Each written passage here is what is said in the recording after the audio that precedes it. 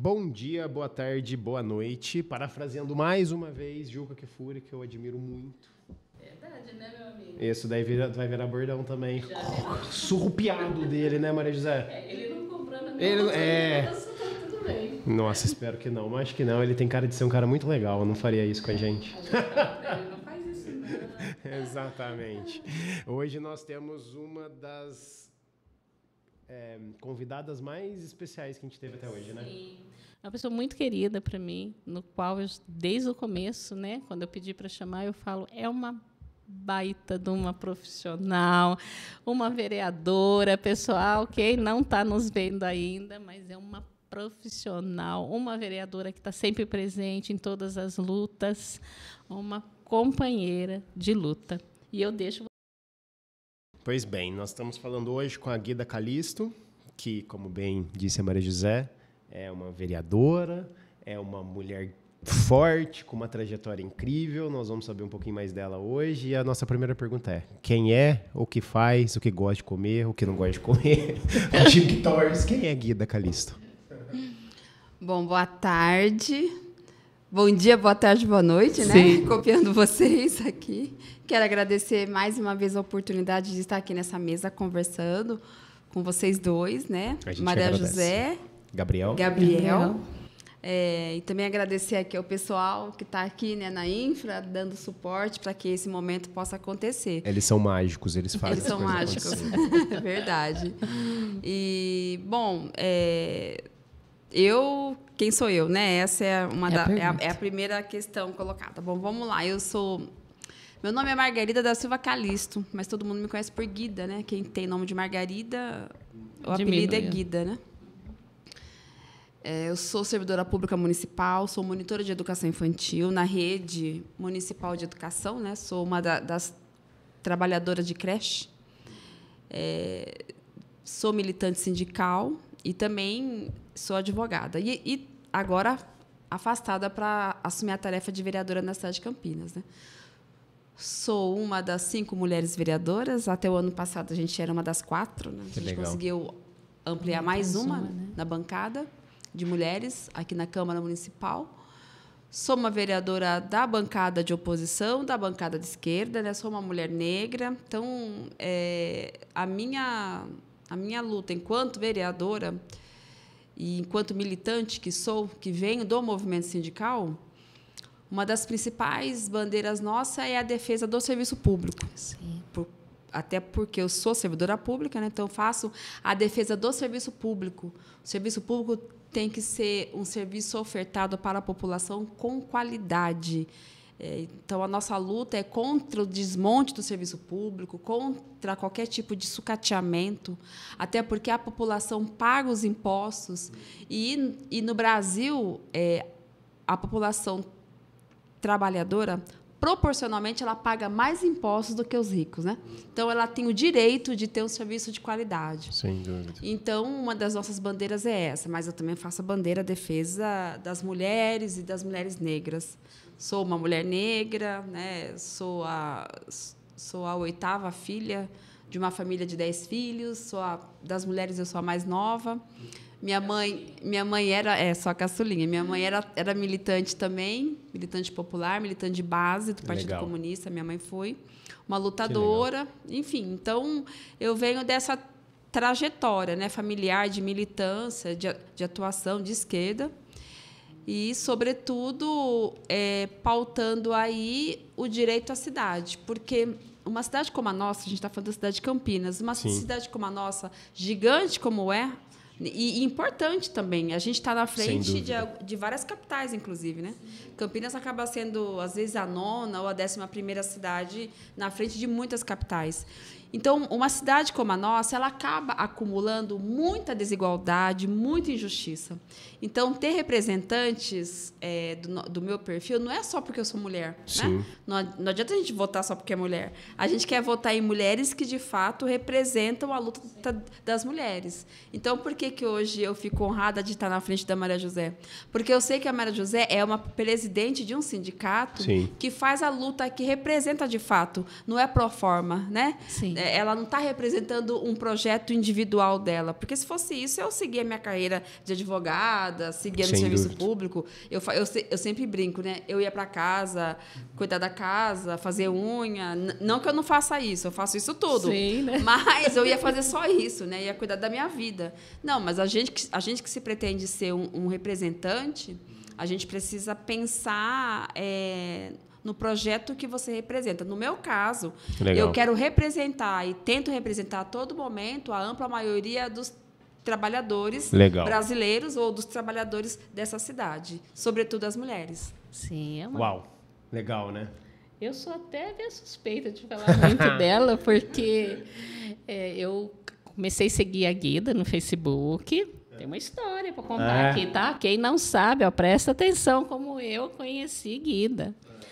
Falei, nossa, que bacana, olha a luta dela, né? E fui lá e escrevi para ela. Nossa, eu sou moradora ali do Campo Grande. Falei, olha, a gente está com um problema aqui de vazamento. Estava acontecendo várias coisas no bairro, né?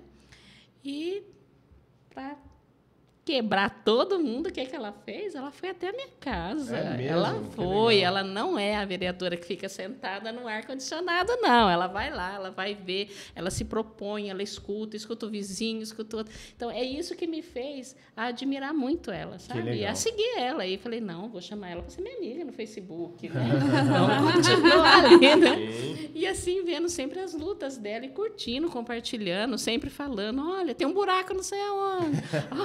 A pessoa que fazendo cobra papel, muito, né? De ajudar também a fiscalizar, né? Sim, né? A John Boy tá parada. A John Boy tá parada. Teve dia de manhã de eu ligar alguém, dar socorro, tá tudo parado. É verdade. E ela fazer alguma coisa. É engraçado que na minha casa, meu esposo fala assim, você liga para a Guida, passa um pouquinho, alguma coisa foi feita. Eu falei, ela corre atrás. É que a gente não consegue resolver o mundo. E muita gente não consegue entender isso. Não adianta falar, o 212 está lotado. Aí os vereadores sabem e não faz nada. Não depende só dos vereadores. É isso que eu gostaria que deixasse claro também, sabe? O pessoal, às vezes, foca, tipo, não, o vereador vai resolver tudo. Não vai. Sim. Tem vários, né? A gente, muitas vezes, sofre, Maria José, porque, assim, a gente sofre não, né? Quero dizer, nós nos preocupamos, muitas vezes, sobretudo, porque fica parecendo que a administração e a gestão da cidade é de responsabilidade do vereador. Enquanto que o prefeito sai ileso dessa discussão, né? Mas é justamente ao contrário. Mas isso é um erro, mas quem tem muita responsabilidade nisso também são alguns vereadores. Porque tem vereador, principalmente os vereadores da base do governo, porque como é que funciona a cidade de Campinas? Que eu acredito que são várias. O prefeito ele acaba terceirizando a zeladoria da cidade para os vereadores da sua base. Entendi. Eu não sou da base do governo. Sim. Aí, o que ele faz? Então, eu vou dar um exemplo. A Maria José está lá no Campo Grande. Lá no Campo Grande, a gente sabe que tem vereadores que cuidam dessa parte de... Por quê? Por exemplo, a administração regional. A administração regional tem cargos ali. E aí é disponibilizado para tal vereador da base dele colocar os seus cargos, os seus aliados, os seus apoiadores nesses cargos, e eles que ficam sendo ali os responsáveis pela zeladoria. Isso é muito ruim, sabe por quê? Porque se confunde o papel. O vereador, ele é para fiscalizar o prefeito. E não para fazer esse tipo de serviço. Aí, quando acontece isso, que acontece, a gente acha que o vereador da base vai fiscalizar, vai ficar na linha de ficar passando pano. Sabe? De ficar sendo o amortecedor, tipo assim, né? Sendo uma barreira, a população briga, reclama com razão. Não, mas o prefeito está fazendo o que pode. Então, ou então eles vão nas redes sociais e falam assim, eu recapiei essa rua, não sei o quê. Gente, ele não recapiou nada. Quem fez isso foi o funcionário da prefeitura, não foi ele. Ele não é dono do... Quem tem que fazer isso é o servidor público, empossado do cargo de servidor público. Então, a população confunde, mas não é culpa da população. Não tem esse entendimento, é muito difícil. Então, por isso que acho, olha, então, e tem outras coisas também. Tem coisas, por exemplo, você falou do ônibus, né? Um dos grandes problemas da cidade de Campinas é a questão do transporte público. Que está sucateado, Esse né? prefeito não consegue fazer uma licitação de transporte público. Os ônibus estão velhos, caindo aos pedaços, uma passagem cara, né? Quem fica no ponto de ônibus demora. Eu utilizei mas muitos anos eu utilizei ônibus. Aquele 212 vive lotado. Eu sempre brincava, Gabriel, eu falava assim, que eu queria um carro só do 212 para eu ficar rica. Porque um só, né? Dá sossegado. Se tem 10 carros na linha durante o dia, um só você ficaria rico, porque anda lotado o tempo inteiro, né? É uma linha longa, desce gente, sobe gente, desce gente, num calor. Eles não estão ligando ar-condicionado nesse tempo de calorão. Não tá. Aí quantas vezes eu fui encoxada dentro de ônibus, você tem que brigar, sabe? Assim, então é uma situação de muita tensão. E esse prefeito não consegue fazer uma licitação. Por que ele não faz uma licitação? Né? Aí você vai olhar lá no hall de apoiadores do prefeito. Qual é a turma dos seus maiores apoiadores, né? Quem são os seus apoiadores? Essa galera que comanda o transporte na cidade de Campinas, um dos seus apoiadores. Então, é uma relação muito difícil. Se o povo não estiver cobrando, o povo tem toda a razão de brigar, de reclamar. Tem mesmo, porque se nem isso o povo fizesse, a situação estaria muito, mas muito pior do que já está. Sem dúvida. É igual agora, faz o quê? Acho que uma semana que eu fui lá e compartilhei, né? No meu Facebook particular, evidente, né? O UPA do Campo Grande, né? Que não tem um ventilador funcionando, todo mundo lá ardendo em febre, passando mal, com esse calor de mais de 45 graus, porque os outros falam que é 30, mas é 40, porque está muito quente. E eu cobrei baixo. Eu falei, né, prefeito, cadê você? Campinas está sem prefeito até agora? Quando que vai assumir? Porque a gente tinha aí um médico para assumir que não ia deixar Campinas desse jeito, né? E falaram que era outro médico que tinha assumido. Eu queria saber se esse médico, quando que ele vai começar a trabalhar. Porque, afinal de contas, a gente já sabia que não tinha trabalhado, né? E volta de novo sem trabalhar. Uma hora tem que trabalhar, né? Porque senão está na hora da população acordar e... Prefeito médico, cidade doente, né? Bem isso. Falou tudo. Mas muito legal. Ó, Guida, eu tenho uma dúvida, muitas dúvidas, né? Primeiro delas, quando que despertou essa sua vontade de ir para a carreira pública? Para ir para a carreira pública, digo, você concorrer a vereador e tudo mais. Tá, vamos lá. Como eu disse, eu venho de uma família de militantes. Meus pais eram militantes. Eu nasci em 1970. Nasci em Santos, na cidade de Santos. Minha mãe, os meus pais, eu falo muito dela porque no polo ela era sempre a mais forte, né? Minha mãe, eu nasci em setembro de 70. Quando foi em 71, janeiro de 71, a gente teve que vir para Campinas, porque a gente estava num período muito difícil da ditadura militar no país.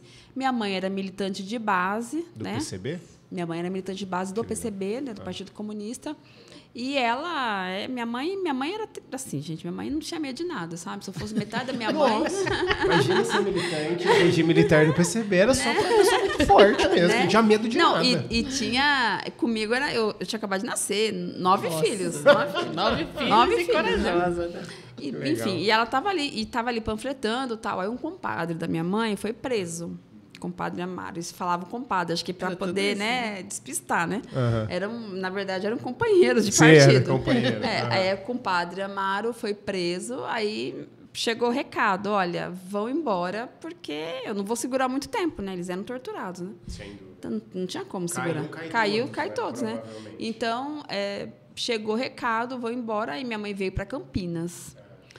Aí, bom, aqui a minha mãe ficou um tempo afastada de uma militância mais direta, mas ela estava sempre ali. Então, de vez em quando, ela ia em alguns movimentos, ela me levava. Eu lembro que ela me levou, só que ela do PCB, ela meio que se alinha à ala do Prestes. Sei. Porque eu lembro que ela foi para o PDT. Entendi. Ela foi para o PDT, ela não participa daquele processo de formação do PT. Não, ela não participa, ela vai para o PDT. Aqui em Campinas, em 89, né? Que teve eleição, 88? Que foi. 88, né? 88, Não, em 82. 82, a minha mãe foi candidata a vereadora. Já pelo PDT. já pelo PDT. A Kátia Rigueto, ela foi candidata pelo PDT, a prefeita. Olha só, que em 82, Campinas teve uma candidata a prefeita pelo PDT. E minha mãe era candidata a vereadora. Então, eu nasci, né, minha adolescência foi forjada, né, naquele ambiente. Pois bem, em 96, eu prestei um concurso público na prefeitura, passei nesse concurso. Em 97, eu assumo o meu cargo, final de 97 eu assumo. 98, eu entro... 97 eu assumo, 98 estoura a primeira greve dos servidores. Certo. E aí... só que não, você acredita? Na primeira greve, assim, não é que eu fiquei assim, titubeei um pouco, né, de participar. Nisso, uma diretora sindical foi visitar o meu local de trabalho. A creche estava praticamente... Muita gente tinha parado, eu tinha acabado de entrar na prefeitura, eu estava com medo, assim, será aquela coisa, né? Posso fazer... Por isso que hoje eu falo para todo mundo, estágio probatório, você tem direito, é greve, assim, sabe? Eu falo com toda a segurança, né? Porque foi experiência própria. Acho que foi o segundo dia de greve, hoje é super minha amiga, uma diretora sindical passou na minha escola e me entregou um formulário, assim, falou assim, olha... É o seguinte, aqui esse formulário era pura pressão, e pressão bem didático, sabe? Muito didático. Ela me deu o formulário e falou assim, aqui é para assinar todo mundo que está abrindo mão do aumento caso a gente consiga com o nosso movimento de greve. Eu olhei para a cara dela assim, aquilo ali foi um tapa na minha cara, né? Tipo assim, tem um monte de gente lá lutando e você está aqui se acovardando, né? Então... No dia seguinte, eu estava lá na porta da escola, da prefeitura, fazendo luta. Então, aí já entrei, e foi uma greve, assim, gente, histórica, né? Eu lembro a gente fazendo uma fila indiana, assim, na Anchieta, descendo, sabe? Foi uma greve, assim, histórica. Bom, a gente conseguiu, naquele ano, redução de jornada de 44 horas semanais para 36 horas semanais. Foi uma baita de uma conquista, né? Que é pautas hoje. Então, assim, foram muitas lutas. E aí, enfim, em 2000... E continuei sendo militante. Em 2003, eu resolvo me filiar ao PT. 2003, 2002, acho que foi 2002, eu resolvo me filiar. Em 2003, estourou uma greve, que teve uma disputa nossa lá na greve, e eu lembro que eu ganhei a assembleia, porque assim, né, eu, muito iniciante e tal, a discussão que a gente estava era o seguinte, se a gente ia pegar o plano de cargos, né, aceitar o plano de cargos, ou se era plano de cargos, ou se era a campanha salarial. Essa era a discussão. Esse foi o embrólio que colocou para a gente, né? Querer fazer aquela barganha. E tinha uma galera falando que abria mão do plano de cargos, né? E eu falando que não, que era histórico, enfim. Eu lembro que não tinha ninguém. E foi um momento assim, então, gente, nunca me esqueço desse dia. Porque, assim, eu estava morrendo de medo de subir no caminhão, ter que falar, mas morrendo. Só que eu olhava assim, não tinha ninguém para falar. O nosso povo, Maria José, que tomou uma atitude totalmente equivocada, que muitos tomam até hoje, largam o sindicato e foram assumir o governo. Sim, é isso. Entendeu? Aí, conclusão, quem que tinha para fazer essa discussão? Não tinha ninguém. Eu lembro que hoje é chefe de gabinete meu, Leandro. Leandro olhou para minha cara e falou assim para mim, Guida, só tem você aqui para fazer essa defesa. Eu nunca tinha pego no microfone. Não sei se vocês perceberam. Dá aquele frio na barriga, né? Eu tenho desfluência, eu gaguejo. Falei, como é que eu vou subir lá em cima e falar? Aí ele falou assim, Guida, vai lá, sobe lá. Eu falei, o que eu tenho que falar? Ele, vai. Só vai. E aí eu ganhei a assembleia. Aí de lá para cá, eu me tornei uma militante sindical. Aí eu já estava afiliada no PT. Eu fui... sou militante de corrente interna. A corrente interna dentro do PT entendeu que em 2019 eu fui candidata em 2008, 2006 eu já tinha sido candidata, 2008, né? Sempre confundo, 2008. 2008 eu fui candidata. pela primeira vez, mas foi numa situação muito difícil, porque foi num período que o PT abriu mão de apresentar um candidato a prefeito apoio ao doutor Hélio, dentro do partido eu era contra apoio ao doutor Hélio, foi uma confusão. Aí, tipo assim, eu era contra e ia sair na chapa do cara, né? Foi um horror, né? Mas mesmo assim, eu era anticandidata, sabe? Meu material, assim, eu era anticandidata. Eu sei, já passei por isso. Já passou, né? Então, e aí, em 2008, eu fui candidata, consegui em torno de 500 votos, mesmo assim, mesmo sendo anticandidata. Consegui essa quantidade de votos, continuei a minha militância. A minha militância principal foi organizando os servidores municipais na oposição sindical, né? E aí, em 2017, o prefeito dessa cidade tentou retirar os recursos da nossa previdência social dos servidores, pegar todos os recursos e colocar na conta da prefeitura, para pagar as contas da prefeitura. E aí, eu lembro, na época, o vereador era o Pedro Torinho, ele era vereador, ele foi para a rede social, denunciou. No outro dia, a gente convocou os servidores, a gente lotou a Câmara Municipal. Não tinha onde... Os servidores faltaram do serviço. Faltaram. Porque estava assim, olha, você vai perder o seu direito de aposentar. Com certeza. Aí lotou. E aí, só que quem conhecia a história do Campo Prévio era eu. Eu era uma das únicas servidoras que conhecia. Porque a galera nem sabia que o nosso Instituto de Previdência era o Campo Prévio. Ninguém nem sabia. Agora todo mundo conhece. Mas aí eu que dominava o assunto. E aí, logo em seguida, teve uma eleição para o Conselho Municipal de Previdência. As eleições do Conselho de Previdência aqui, quando os mais votados eram 60 votos, né, 58.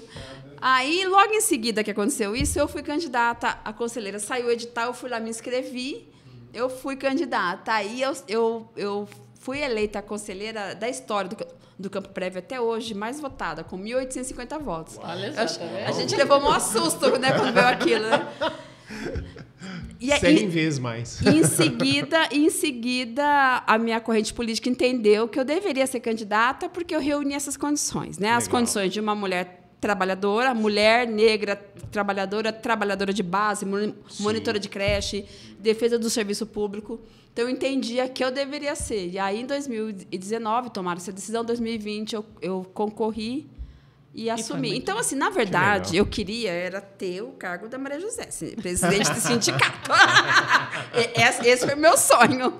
Mas, quando você é um quadro, né, político, você tem que assumir a tarefa que te colocam. Né? Claro. E a tarefa que me colocaram ali naquele momento foi assumir como vereadora.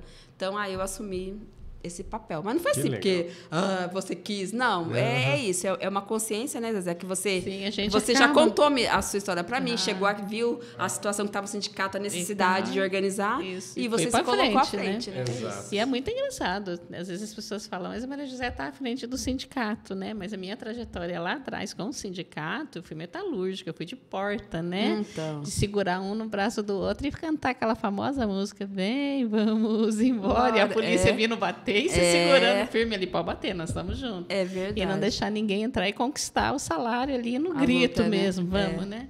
Porque eu não gosto dessa coisa tudo, sabe, Patricinha? Eu gosto da rua, eu gosto da luta. Eu sou mais de luta, eu não sou de gabinete. De status. Não sou de status, eu sou mais de luta mesmo. Vamos para a porta, vamos conversar. E, claro, a gente vai sempre também sentar nas mesas, fazer, claro, né? Tudo conversa é necessário. Mas se eu tiver que ir para uma rua para brigar, para pegar um microfone, eu não gosto de microfone, mas se for para brigar, por favorecer o trabalhador, eu pego. É diferente. Assume a tarefa, né? Legal demais. Eu tenho, além disso, muitas outras perguntas, como, por exemplo, como você vê, de uns tempos para cá, eu estou fazendo eu vou fazer esse preâmbulo, mas tirado da minha cabeça. Se não foi isso, você me corrige, por favor.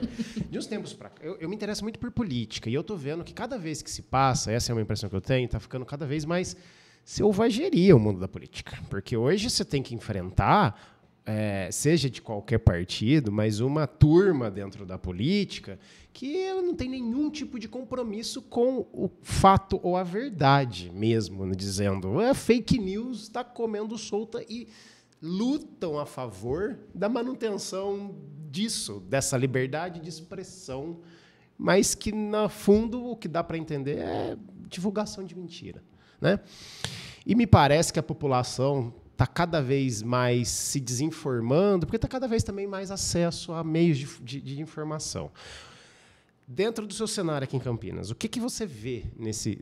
Faz sentido o que eu estou falando? Existe mesmo essa luta? O que enquanto participante dos partidos, ou talvez o partido mais importante da nossa história aí, recente pelo menos, quer queira ou quer não, como é que você vê que o partido, você e a cidade conseguem lidar com esse tipo de situação? Ou isso sempre existiu?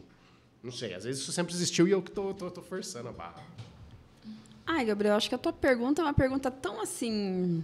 Se a gente for aprofundar, a gente vai ficar bastante... Cabe um estudo, que eu acho muito importante a sua questão que você coloca.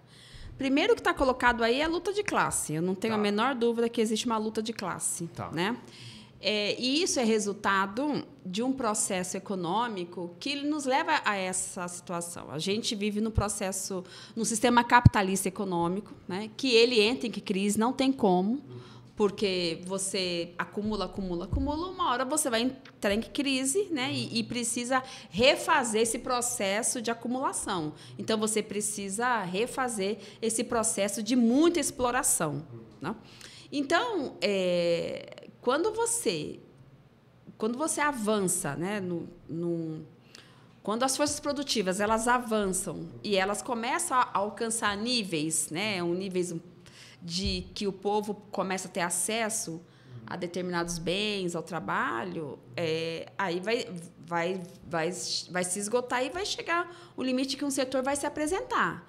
Então, naquele momento, a gente tinha muita disputa direita-esquerda, que sempre teve. Sempre teve. Uhum. Só que era debate de ideias porque era direita. Agora, veja, o capital ele quer ampliar a sua exploração. Entendi. É a barbárie. Uhum. Então, os níveis de acumulação que o capital tinha, para ele agora não interessa mais, ele quer ampliar. Certo. Além disso. E aí, quem que se colocou para isso? A extrema-direita. Uhum. Por quê? Porque se ela não se utilizar disso... Olha, a extrema-direita, ela defende ditadura. Sim. A extrema-direita, ela defende tortura e torturadores. A extrema-direita, ela defende níveis de violência, níveis de exploração.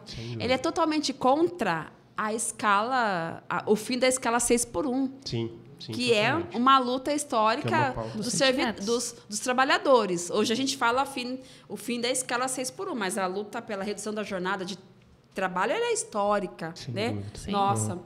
Então, como a gente chegou em níveis que o capital não conseguia mais avançar, a extrema-direita se coloca. E ela se utiliza do quê? De fake news. Ela é deliberado. Por quê? Né? Veja, se pegar uma Maria José para debater e um cara desse, a Maria José vai dar uma lavada nele. Porque ela tem uma experiência de vida, a experiência pautada na luta que ela faz cotidiana. Então, ela vai falar, o preço está caro, o patrão explora, você é explorado, enfim. E a gente precisa lutar, nós precisamos nos organizar. Olha como que está o preço da tarifa de ônibus, quem que está ganhando com isso. Então, aí o que eles fazem? Eles se utilizam de fake news, eles se utilizam da religião para fins próprios. É isso que eles fazem, eles se utilizam da religião para fins próprios. Né? É bem isso. Você acha que eles estão intensificando esse ataque aos fatos, essa propagação de mentiras, justamente está se intensificando? Vou te dar um exemplo. Aqui em Campinas, a gente tem um vereador que ele começou a fazer diligências nos hospitais de forma totalmente desse tipo, sensacionalista e tal. Tipinho. Isso, ele teve muitos seguidores. Por quê? Porque as pessoas realmente elas estão sofrendo no centro de saúde, nos hospitais, nos bancos, esperando atendimento médico e não tem. Só que o que esse vereador fez quando ele faz esse tipo de diligência? Que ele é um cara da extrema-direita. Ele fala que não, mas ele é um cara da extrema-direita.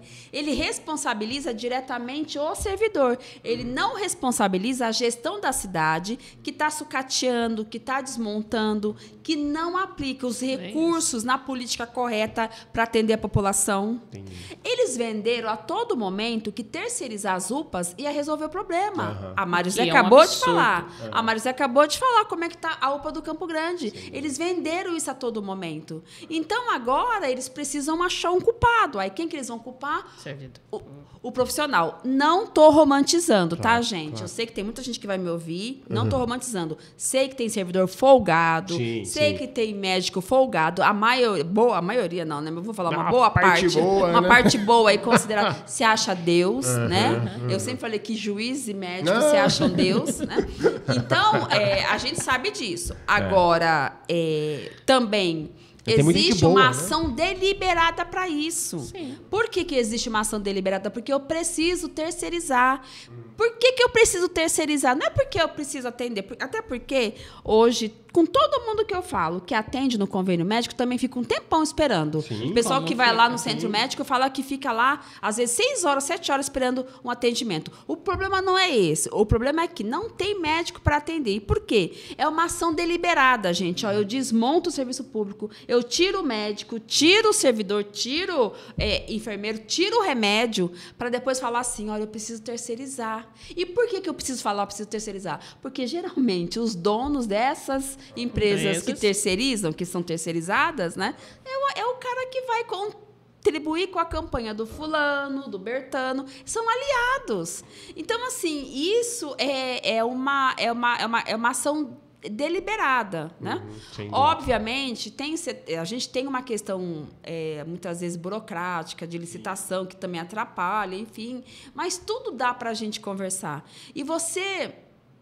E quando você perde essa fiscalização da população, né, você perde essa relação da população entender, porque o que acontece muitas vezes, tem gente que acha que serviço público é para pobre. Sim. Eles têm essa mentalidade. Isso é um grande erro. Imagina eu ir buscar um UPA. Já entendeu? Ouvi isso. Agora, o quanto das pessoas ficaram desempregadas, o quanto das pessoas estão recebendo menos e precisam de um serviço de saúde. É direito, está na Constituição Federal. Não pode ser para pobre. Pelo contrário, para todos. Isso não é grátis. Ó, eu passo pelo SUS, né? Eu sou paciente do SUS. Eu atendo lá no posto de saúde do Parque da Figueira. Assim, e olha, assim, muitos vão falar assim, porque você é vereadora. Agora que o pessoal percebeu quem eu sou. Porque, assim, tem algumas ali, mas é uma na farmácia que sabe, é um não sei na onde, mas a maioria dos médicos mesmo não sabia que eu era vereadora, né? E, enfim, eu passo lá. Olha, eu fiz Papa Nicolau, eu fiz todos os meus exames de sangue, fiz mamografia, sabe? Tudo... Então, tem um atendimento. A questão então, tem gente compromissada. Tem uns que não são, obviamente. Sim. Esses que não são, a gente tem que denunciar. A gente tem que ir para cima. Mas não adianta eu responsabilizar diretamente o servidor. Sendo que tem uma gestão central, que é a Secretaria Municipal de Saúde, junto com o seu prefeito, que resolveram desmontar esse serviço de saúde. E é um erro a gente não investir na saúde básica, que é o centro de saúde. A galera fica investindo na urgência e emergência. Ou seja... E depois que você vai para lá, você já está no fim. E já está no... Exatamente. Não, mas muitas vezes eu estou falando porque eu passei, né, antes de eu assumir, quando eu era diretora executiva, eu passei um estresse muito grande, é claro, né? Você está lá na disputa, em todo aquele sofrimento que eu estava. Fui parar lá na UPA do Campo Grande. Eu cheguei lá, o médico lá é princípio de infarto. Já corre, né? A pressão já estava quase a 20 e tal. Minha filha chorando, desesperada, tipo, minha mãe. Aí ele falou, faz um eletro rápido. O pessoal falou, não tem, está quebrado. Porque a gente tem que bater em cima dele e ele não vai funcionar. É isso. Ele olhou assim e falou, perder ela tão nova.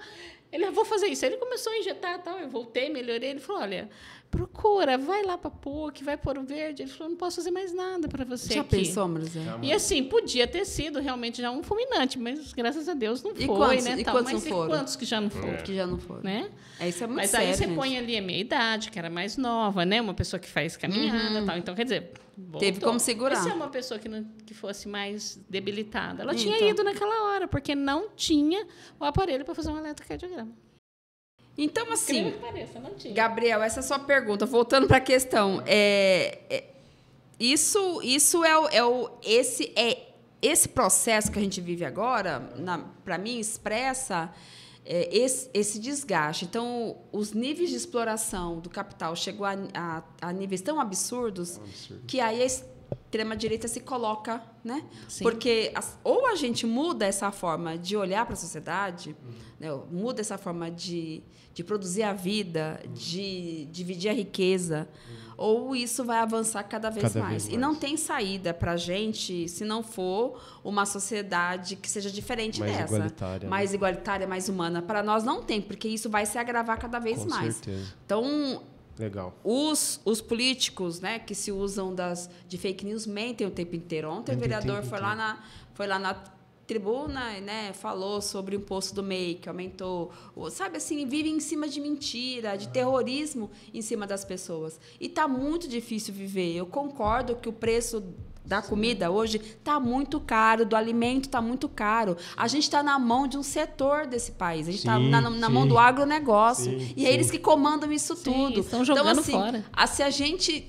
e, infelizmente, a gente está num momento que a classe trabalhadora tá muito recuada, né, Maria José? Se a gente estivesse na rua hoje, assim, lutando, batalhando, a gente teria muita sustentação. A gente é chantageado o tempo inteiro. Tem um setor do Congresso que fica nos chantageando. Olha a questão das emendas, né? Eles ficam chantageando. Eles querem continuar fazer o que quer com o dinheiro público. Eles querem fazer o que quer, mas o dinheiro é público, não é do deputado, né? Não é do vereador, é público, é o orçamento público. Não pode ser tratado dessa forma. Tem que ter transparência. E hoje tem uma pauta muito importante, que é a luta, né, pelo fim da escala 6x1. Inclusive, legal. A gente conseguiu aprovar uma comissão de estudos aqui na Câmara Municipal. Que legal. E eu não sei se já chegou o convite. Não, ainda não chegou. Ainda chegou, mas vai chegar. Eu citei seu nome para fazer parte de uma das nossas mesas, porque eu acho que você representa um setor muito importante aqui na cidade. Então, vai chegar o convite aí. Que legal. E aí, o que eles ficam mentindo o tempo inteiro. Olha, se a gente reduzir a jornada, a gente vai quebrar. O medo de quebrar é uma coisa que, meu Deus do céu, né? Joga um terrorismo em cima. E, olha, hoje, você vê os níveis de exaustão que a classe trabalhadora está suportando, isso está adoecendo todo mundo. Olha a saúde mental das pessoas, como é que está. Está trancando muito. Não tem vida. Não tem vida. As pessoas não têm mais vida. Só trabalha. Uma mulher que trabalha fora, tem que chegar em casa, cuidar da casa, cuidar dos filhos, cuidar dos doentes, porque quem cuida são as mulheres. Todas as mulheres. A maioria são mães solo, as mulheres pobres, a maioria são mães... Então, assim, nós estamos chegando num nível de exaustão, de adoecimento terrível. E essas pessoas que estão nesse nível de exaustão, a gente olha dados, também são pessoas que acabam se recorrendo a recursos para poder ficar em pé. Aí vai para o álcool, vai para as drogas, vai para cigarro. Isso aumenta o adoecimento, aí depois aumenta a pressão no SUS. Gente, a redução de jornada é muito séria. Mas, né, a elite brasileira... Fica no fake news. Né, no fake news, eu vou quebrar. Eles vão conseguir pagar isso? É um absurdo, meu Deus. Vão me quebrar. Vão fechar tudo. E você acha... Assim, o que você está vendo aí dentro da sua base e fora da sua base, socialmente falando, você acha que essa pauta 6x1 ela vai aglutinar o trabalhador brasileiro numa pauta comum? Você acha que ela tem força? Porque a sensação que eu tenho também de fora é que parece que nós, da esquerda, muitas vezes nós não conseguimos dialogar com a população, ou parece que não cola uma pauta. E você vê que essa tem um poder de colar, assim, de trazer essa amálgama, da gente lutar por algo em comum, ou não? Eu acho que tem. Eu acho que tem porque ela acaba afetando a maioria, principalmente da juventude. Não só da juventude, mas uma grande maioria, principalmente esses jovens que estão trabalhando em call center. Entrando no mercado de trabalho agora. O mercado de trabalho agora que é muito precarizado. Eu acho que essa juventude... Se a gente tiver uma unidade nessa pauta, uma unidade, porque qual que é o grande problema para mim, Gabriel? Claro. O que eu penso é nós da esquerda, eu falo nós porque a gente faz parte. Não, eu falo nós porque a gente está junto. Então, eu não preciso nem falar. Não, eu falo porque assim, não que eu concorde com o que aconteceu, mas vou ter que falar porque eu faço parte desse processo, né? Claro. Por exemplo, quem hoje comanda a esquerda brasileira, vou dizer assim, o projeto da esquerda brasileira que vencedor foi um projeto que deixou a gente tinha a teoria da pinça, que a gente falava, né? Era uma pinça na instituição e a outra no movimento popular, no movimento social, né? E muitos de nós, a gente começou a colocar todas as nossas fichas na luta institucional. Então, a gente deixou muito de estar lá no bairro, na associação de moradores, disputando a associação de moradores, no sindicato, nos conselhos. Por exemplo, a oposição sindical dos servidores tem um problema sério. As nossas principais lideranças hoje na oposição, eu saí que eu estou assumindo a tarefa de vereadora, né? É a turma da minha idade para cima. O pessoal nosso que está lá é aposentado que tá comandando a oposição. Por quê? E você está entendendo? Então, assim, nós nos afastamos dessa luta. Então, tem gente que fala assim, a gente tem um problema de comunicação. O problema não é tanto de comunicação. É obviamente que eles dominam. Mas... A gente não vai ter condição de competir com o Google. Não, a gente não vai ter condição de competir com o Elon Musk. Para. Por mais que a gente esteja no TikTok, a gente vai ter condição. Para. É verdade. Qual que é a nossa condição concreta? É estar na base dialogando. É estar numa fila do centro de saúde dialogando, né? Lá sofrendo. Uma das coisas que eu lembro muito, eu pequena ainda, na Vila Rica, né? Sou moradora da Vila Rica, fiquei um bom tempo na Vila Rica, depois fui para Campo Grande. Fui para Campo Grande só depois que eu casei. Mas, assim, que eu lembro, a minha mãe falava assim, nossa, essa aqui é a direita, essa aqui é a esquerda. O presidente vai falar, todo mundo em silêncio. Aí ele falava, ela, ai, que bom aumento. Aí ele falava, aumento do gás, disso, ela chorava e falava assim, a vida continua difícil, não vai dar, 5 filhos pequenos, ela sozinha. Mas eu lembro assim que eu falava, vamos na missa, né? Vamos na missa, eu sou católica. E aí tinha o Padre Ferrari, então tem o encontro dos trabalhadores. Eu não tinha tamanho, mas eu queria ver o que aquele padre estava falando, que a gente tinha que se organizar, que a gente tinha que ir para a luta. E eu voltava, mãe, eu vou entrar para a luta, viu? Ela, que luta, menina, você fica quieta. Você vai morrer, menina? Você vai morrer ainda? Minha mãe sempre teve muito medo, né? Tanto que quando eu falei, mãe, eu estou dentro de um sindicato, ela falou, ai, meu Deus do céu, não vai sair mais. Ela falou, eu desisto, você não vai sair mais. Eu falei, não vou, mãe, eu amo isso. Eu gosto de defender alguém. E eu vejo o que hoje, né? A falta disso na escola.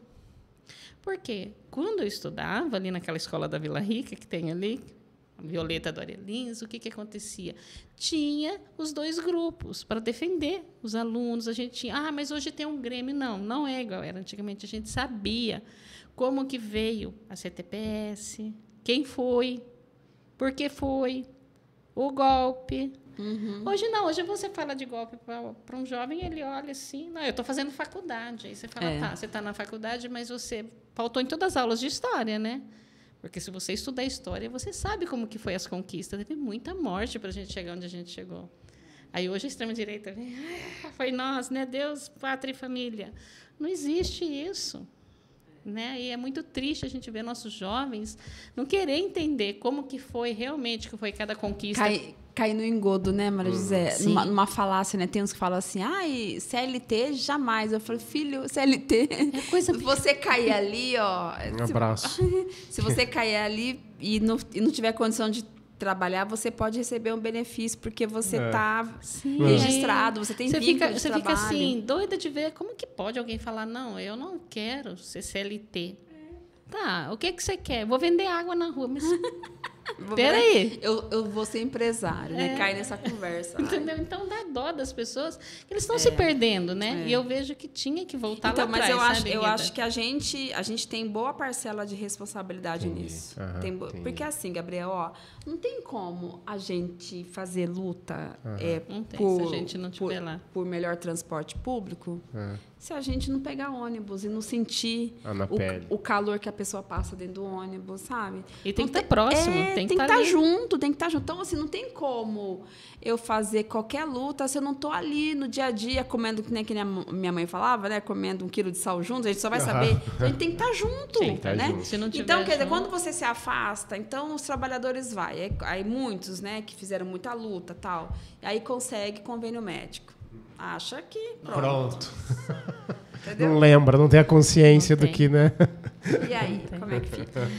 Eu dou risada porque quando eu estou fazendo, né, eu tive bastante oposição, mesmo eu fazendo esse trabalho que eu estou fazendo, né, Gabi, um bom trabalho, o Gabriel sempre junto comigo. E eu dei risada porque eu falei assim pro rapaz que veio, né, um senhor que eu cheguei de manhã, ele virou e falou assim: presidente de sindicato só tem carrão e chega tarde. Eu falei: o senhor tem certeza? Ele falou: tenho. Eu falei: então, vamos entrar comigo, vamos tomar um café comigo. Acho que melhor não. Eu falei: nossa, por que não? Aí, quando ele entrou, sentou, falei: vem aqui. Ele falou: não, essa sala não pode entrar, essa sala é da presidente. Eu falei: claro que o senhor pode. O senhor não é trabalhador de condomínio? Ele falou: sou. Pois eu também sou.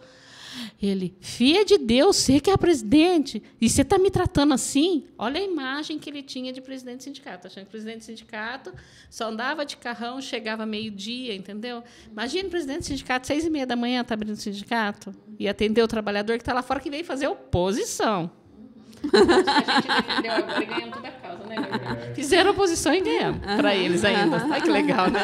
Eles falam que não quer nós, mas nós insistimos, né, Gabriel? Eu vejo tá isso sempre também. ali. A gente está aqui, né? A Maria José assumiu em 2022, com erros e acertos, mas a gente tem bastante orgulho do que a gente faz aqui, porque é isso. É tentar levar esclarecimento para quem trabalha na classe, com todo respeito, né, Maria José? Mas é uma classe Bem sofrida. sofrida, porque Muito é porteira, explorada. gente. É explorada, é porteira, muito E explorada. é aquela coisa que a gente não... Eles não lembram que existem, sabe? E, É um objeto que está ali. muitas vezes é isso. E, ao mesmo tempo, é legal de ter todo esse contato, fazer esse trabalho, e esse distanciamento da população ao sindicato. Muito por conta da história do sindicato, que ficou um tempo também, com todo respeito, né, Maria, antes da gente, assim, muito largado. Mas você pega uma carteira de trabalho, muitas vezes, Guida, e você vê, sei lá, a pessoa 30 anos, né? Porque porteiro fica 30 anos. Ele fica. Nunca teve um aumento salarial. Foi sempre Só da o convenção. reajuste da categoria. Que injustiça. É injustiça. E aí chega aqui esse filho de Deus com todo o direito. É direito. Cabe a gente Claro. respeitar o direito dele. Não quer ser sindicalizado? Perfeito. Paciência. Mas a gente precisa fazer uma campanha de sindicalização. Mas não é, porque assim, amigo, se você falar, conversar com o seu síndico, você ficou 30 anos e nunca te deu um aumento. E é às vezes, esse distanciamento, essa autocrítica que a gente deve fazer enquanto partidários de uma ideologia de esquerda, que eu acho muito importante, que em algum momento a gente se distanciou. Por outro lado, eu li um livro faz uns 2 meses, 3 meses, e aí eu vou parar de falar, porque eu tô falando demais. Pode falar. Mas A gente deixa. chama PT Uma História, de um jornalista, eu acho que você deve conhecer, chama Celso Rocha de Barros. E eu fiquei maravilhado com a história de formação do PT. Porque com as suas contradições, com os seus erros, com os seus acertos, e era justamente isso que você falou aqui agora. Base era o movimento do trabalhador ali, junto com o movimento do religioso ali, junto com o movimento identitário ali, e eles fazendo um caldo e transformando Fazendo a luta, esse né? partido, que é um absurdo. É. Quer É queira, isso. quer não, né? E eu acho que foi uma das coisas também, não sei se você concorda e tal, que eu vi assim, o PT foi é extremamente atacado diariamente, historicamente, né? Para muito além das suas contradições, dos seus equívocos, né? Mas é esse amálgama de fundação dele que fez com que ele batesse, mas não envergasse. Porque veja o PSDB ali. Acabou. Assim, apanhou e acabou. O PT acabou? Não acabou. E não vai acabar. E muitos falam, agora a gente acaba com o PT. Agora a gente acaba com o PT. Agora bala de prata. Quando falaram isso para mim, eu falei: olha, deixa eu falar uma coisa. Enquanto existir trabalhador, o PT não acaba. Porque o trabalhador, ele não vai deixar acabar o partido dele, porque é dele. Muitas vezes ele não entende, mas se você começar a explicar para ele, ele cai. Eu vejo, sim, eu tive uma reunião outro dia e o pessoal, nossa, você viu, o combustível subiu. Falei, realmente, vem aqui, senta aqui pertinho de mim, deixa eu te mostrar aqui quando estava lá atrás. Nossa, é verdade, né? Então está até mais em conta, né? Tá vendo? É você mostrar o que estava, como que está agora, para a pessoa acordar. Porque às vezes vai aquilo, fica ouvindo muito aquilo e vai acreditando. Mas né? veja, a vida das pessoas é muito dura, né? Então, você está falando aí, a vida das pessoas é muito dura. E a gente vive num momento de alienação assim, ao extremo. Até para que a fake news tenha esse sucesso que tem, a gente precisa ter muita gente desinteressada. Então, a gente também vive esse processo de criminalização da política, né? Então, olha só, uma mulher que tem que acordar cedo, 5 horas da manhã, arrumar o filho para ir para a escola, ela tem que ir trabalhar, depois volta correndo, pega o filho ou na escola, ou na casa da mãe, ou na casa de alguém, tem que fazer janta lá, cuidar da casa, lavar a roupa, olhar a lição do filho e dormir porque amanhã cedo começa tudo de novo. Em que momento essa mulher vai ter espaço, tempo para poder se inteirar dos temas políticos, né? Sem dúvida. E aí, todo dia ela ouve o seguinte, a política só tem bandido, a política só tem gente que não presta.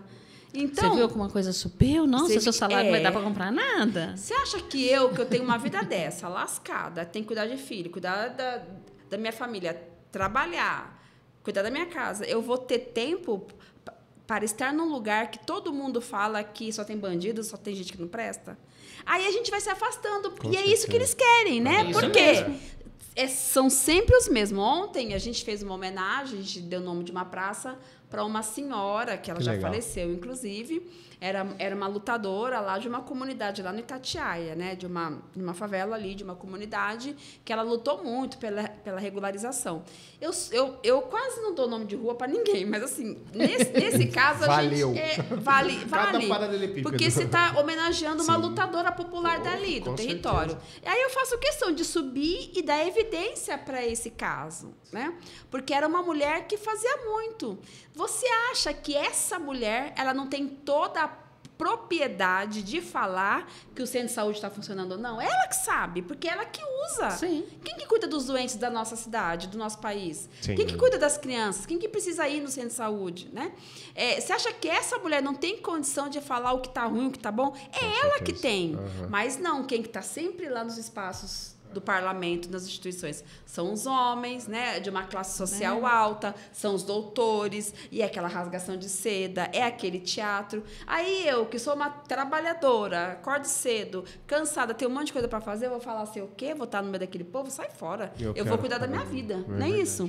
Então, por isso que a gente precisa lutar para que mais mulheres estejam nos nossos espaços. Porque, como eu disse, eu não posso fazer o meu voto somente... Por mulheres, né? Mas, às vezes eu até falo isso, né? Mas depois eu penso assim, mas ninguém fala do homem, né? Eu não posso fazer uma votação porque é homem, né? A gente acaba isso, né? a gente colocando uma carga muito mais em cima da gente. Mas, enfim, obviamente que a gente luta por aqueles e por aquelas que, de fato, representam a nossa pauta, a nossa agenda. Os trabalhadores, quem ganha pouco, quem usa serviço público, quem usa transporte público. É esse, né? Então, Uma das coisas de luta que eu lembro muito, Guida, é quando a gente teve, né, o golpe, né, na Dilma. E eu vejo, assim, o pessoal fez o golpe, Dilma ali educadamente, aceitou tudo. E aí vem Temer, né, fazer ali, cortar a Previdência, e a gente vai para Brasília, né, dentro de um ônibus, 12 horas, quase morrendo, dentro do ônibus. Aqui a gente tinha 2 pessoas, mulheres, só o restante era tudo homem. E não quero me vangloriar, não, mas fui a última a chegar no ônibus, porque eu voltei com o pé machucado, mas eu voltei com a bandeira do sindicato abraçada em mim, porque do jeito que eu entrei, eu voltei. Vocês não vão me arrebentar, eu arrebento vocês. Mas, assim, aí eu penso assim, eu lembro do meu marido me ligando, falando, sai daí, pelo amor de Deus, na televisão está dando que vocês vão morrer todos. Eu falei assim, eu vou morrer lutando, porque uma das cenas que mais me marca desse dia, tá, em Brasília, foi de uma senhora com uma cartolina na mão. Uma senhora, devia ter uns 67 anos, por aí. E ela estava só assim, não tire a aposentadoria dos meus netos. Era só isso. O policial chegou e pá, derrubou ela. Quando ele derrubou ela, aí uma galera bacana falou para eles, não, vocês também não podem ficar de pé, vocês estão derrubando os trabalhadores aposentados. Entendeu? Não é que os sindicalistas foram lá fazer bagunça, não foi isso. Não aconteceu isso. Ao contrário, a hora que a gente levou o primeiro tiro de bomba foi o quê? A gente estava cantando o hino nacional. A gente tinha acabado de descer, estava lindo, estava maravilhoso. Mas o Temer mandou, mata todo mundo aí, né? Bem foi isso. E, assim, eu vejo assim, muita gente ainda falando que, naquele dia, os sindicalistas foram lá fazer bagunça. A gente não faz bagunça. A gente Faz cobra luta. direitos, É isso. luta. Então, eu gosto muito de relembrar, sabe? bom. E eu conto muito, né? Para os meus pequenos, para todo mundo, em toda a roda que eu estou. E como eu estava lá, eu falo, olha, eu tenho orgulho da mancha roxa que eu voltei no braço. Quando falou, não, eu vou tirar seu celular. Eu falei, não vai tirar, porque eu vi você batendo na cara daquela moça e eu fotografei mesmo. Eu caí dali naquele chão, e se não fosse uma galera assim, jovem como o Gabriel, vindo ali me explicar que vinagre, você põe e você volta. Eu não sabia. O aprendi spray de muito. pimenta? Nossa, como eu Você cheirei põe esse assim, spray. então, Tinha uma é época muito que eu bom. tinha até abstinência dele. Tava Eu nada. apanhava tanto, cheirava esse Aprendi bagulho. que vamos se arrumar direito quando você vai no protesto. Você vamos vai levar assim, o- né? Leva o kit de sobrevivência, né? Muito bom. E assim, às vezes a pessoa vê a gente num cargo igual, ai, vereadora, presidente, nossa, acho que elas saem daí, vão lá tomar um lanche lá nos altos, né? Não, pessoal, a gente sai, vai para casa, lava roupa, faz comida. Somos mulheres. Cuidar da vida. E cuidamos, né? Cuidamos bem. Só que a gente está pronta para acudir vocês, viu? Precisar da Pra ir gente, pra luta, chama né? aí. Tá ótima a conversa. Não, Gabriel, você nem falou ainda. Eu deixo você falar. O nosso podcast é bem divertido, é bem isso mesmo. Mas tudo que é bom Mas já está acabando. já tá acabando. Cadê o que o marketing fez? Falta quanto? Já? Como assim? Mas vamos então deixar a nossa amiga aqui se despedir, a última fala dela aí, para todos os nossos ouvintes, todas as pessoas que estão nos ouvindo. Não, eu quero só agradecer mesmo, agradecer a oportunidade de estar aqui conversando com vocês, porque Legal. vocês conseguem alcançar, muitas vezes, pessoas que a gente não alcança lá no parlamento. Então, nas sessões, a gente sempre faz falas, sempre, né, faz ali, apresenta os nossos projetos, mas quem está no sindicato, quem está no movimento, quem está ali no dia a dia, consegue muito mais dialogar. Então, para a gente estar aqui nesse espaço, falando da nossa vida, dos nossos projetos, é muito importante, né? Porque, de fato, é isso. Eu não fui eleita para representar a mim mesma, né? Eu não sou uma representante de mim mesma. E sim, eu sou uma mulher que foi eleita para representar os trabalhadores dessa cidade. Então, assim eu pretendo ficar. Mas eu preciso dialogar com eles. Então, um espaço como esse, para a gente, é muito, mas muito importante. Então, quero colocar o nosso mandato à disposição, falar para esse sindicato, para a Maria José, para o Gabriel, que o nosso mandato está à disposição. Sempre que precisar da gente, a gente está à disposição. Dizer que a gente precisa muito da luta de vocês, da luta dos sindicatos. Os sindicatos são instituições que foram criadas pelos trabalhadores para defender os nossos direitos. Então, a luta que vocês fazem no dia a dia é uma luta extremamente importante nesse processo de luta de classe que eu falei. Então, né, toda sorte aí para vocês, muita força, muita luz, muito discernimento, muita paciência, né, para continuar fazendo o bom combate que precisa ser feito. E a gente coloca o mandato à disposição de vocês. Muito obrigada. Pode se despedir, Gabi, eu deixo. Eu acho que hoje foi o episódio que passou mais rápido Passou na muito história. rápido. Mas é porque a conversa estava muito boa. Dá pra ficar mais... E você vai ter que achar Voltar o de horário aí algum dia e voltar aqui com a gente, porque tem mais muitas conversas. E, cara, que legal, dá um prazer absurdo ver que tem gente alinhado com o que a gente pensa, né, Maria Lá? Né? Isso me deixa muito feliz, de verdade, de verdade. Porque, óbvio, não tem o mesmo lugar de fala e tudo mais, mas eu acredito nisso, eu acredito nessa ética que liga à esquerda, que essa ética de luta, de combate, e não vale tudo. Não vale mentir pro outro. Não vale. Não vale tem como. tudo. A mentira cara. Não vale. E eu fico extremamente feliz de ver que tem gente assim lá. Né, Maria? Então, Orgulho, né? Puta, legal demais. E além de toda a história de mulher, que eu vi aqui, que eu li aqui, que é incrível. Parabéns por tudo. Obrigado. Espero que seja muito longa a sua vida lá e conte com o Sinconed, o que a gente puder fazer para auxiliar essa luta nossa, nós vamos estar aqui, né, Maria? Isso. E agora, para você encerrar, minha querida presidente. Agora eu vou encerrar agradecendo, tá? Sua presença, gratidão mesmo. Venha sempre. Vamos fazer um evento agora em março. Venha aqui também conversar com as mulheradas. E adorei você ter aceitado. Agradeço meu companheiro, que estamos aqui junto toda vez. E, porteiro, chama todo mundo aí para ouvir.